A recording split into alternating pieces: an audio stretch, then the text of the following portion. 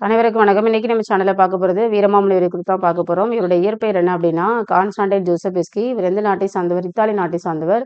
தைரியநாத சாமி அப்படின்னு வீரமாமுனிவரை சொல்லுவாங்க. தமிழ் கற்பித்தவரும் இலக்கண இலக்கியம் கற்பித்தவரும் ஒரே ஆசிரியர் தான். சுப்ரதீப கவிராயர். இவருடைய நூல்களில் தலைமையான நூல் எது அப்படின்னா தேம்பாவணி. இவர் முதல் அகராதி எது அப்படின்னா சதுரகராதி. இயற்றியவர் வீரமாமுனிவர். குட்டி தொல்காப்பியம் அப்படின்றது என்று அழைக்கப்படும் நூல் எது அப்படின்னா தொன்னூல் விளக்கம். தொன்னூல் விளக்கத்துல மொத்தம் 5 இலக்கணங்கள் இருக்குது. அது வந்து எழுத்து சொல் பொருள் யாப்பு அப்படின்னு இந்த 5 இலக்கணங்களை தொகுத்தவர் வீரமாமுனிவர் தான். இவருடைய முதல் அகராதி சதுரகராதி. அதுல 4 பிரிவுகள் இருக்குது. பெயர் பொருள் தொகை தொடை அப்படிங்கிற 4 பிரிவுகள் இருக்குது. முதலாக வந்த நகைச்சுவை இலக்கியம் பரமார்த்த குருகதை. இது 1728 புதுவையில வீரமாமுனிவர் வந்து அச்சிட்டு வெளியிட்டாரு. ஒரு நூல்கள் இந்த தேம்பாவணி நூலில் உள்ள காண்டங்கள் 3, படலங்கள் 36, பாடல்கள் 3615. இவர் எழுதிய சிற்றிலக்கியங்கள் திருக்காவலூர் கலம்பகம், அடைக்கல நாயகி அம்மானை, கித்தேரியம்மன் அம்மானை, கருணாம்பகர பதிகம், அன்னை அலங்கல், அந்தாதி. இது வந்து இவருடைய சிற்றிலக்கியங்கள். அடுத்து இவருடைய உரைநடை நூல்கள் அப்படின்னு பார்த்தோம்னா 2 தான். வேதியர் ஒழுக்கம், வேத விளக்கம். சரிங்களா? வேதியர் ஒழுக்கம், வேத விளக்கம். இவர் எழுதிய அகராதிகள் தமிழ் டு லத்தீன் அகராதி, போர்ச்சுகல் டு தமிழ் அகராதி. இவருக்கு தெரிந்த மொழிகள் அப்படின்னு பார்த்தோம்னா மொத்தம் 7 மொழிகள் அவருக்கு தெரியும். தமிழ், தெலுங்கு, சமஸ்கிருதம் இதெல்லாம் இந்திய மொழிகள். கிரேக்கம், எபிரேயம், லத்தீன், இத்தாலி. ஸோ இத்தாலி வந்து ஒரு பிறந்த நாடு, அதனால அவருக்கு அந்த மொழி நல்லா தெரியும். கிரேக்கம், எபிரேயம் அப்படின்றது வந்துட்டு அவங்க அந்த வேதாகமத்தை கற்று தேர்ந்ததுனால அந்த பரிசுத்த வேதாகமன்றதுனால அதில் வந்து எபிரேயம், கிரேக்கன்றது மூல பாஷைகள். லத்தீன் அப்படின்றதும் அதனுடைய மூல பாஷைகள்ல இருக்கிறதுனால கற்றுருந்துருக்காங்க. தமிழ், தெலுங்கு, சமஸ்கிருதம் இங்கே வந்து கற்றுக்கிட்ட மொழிகள். ஸோ மொத்தம் 7 மொழிகள் அவருக்கு தெரியும். எத்தனை வயதுல இந்தியாவுக்கு வந்தாரு? 30 வயதுல வந்தாரு. இலக்கண இலக்கியத்தை கற்பித்தவரும் தமிழ் கற்பித்தவரும் சுப்ரதீப கவிராயர் தான்.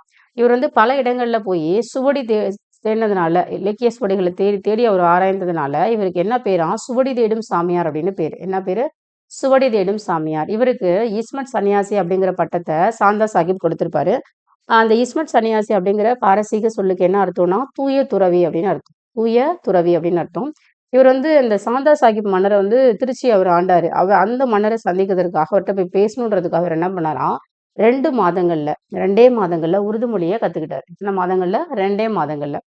இந்த தேம்பாவணியினுடைய பாட்டுடை தலைவன் யார் அப்படின்னா யோசேப்பு. அதாவது இவருடைய அப்பா இயேசு கிறிஸ்துவனுடைய தகப்பனார் தந்தை பெயர் தான் யோசேப்பு. வலன் அப்படின்னும் சொல்லலாம். எந்த நூற்றாண்டுல இது எழுதப்படுதுன்னா 17ஆம் நூற்றாண்டு.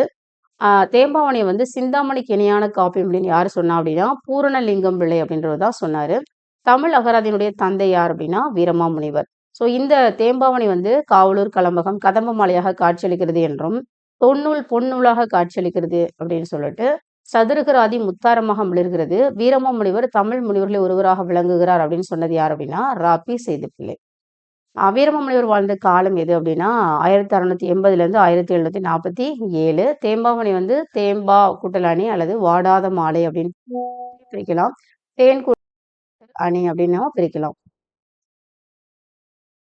தேன் கூட்டல் பா கூட்டல் அணின்னு பிரிக்கலாம். தேன் போன்ற இனிய பாடல்களான மாலை.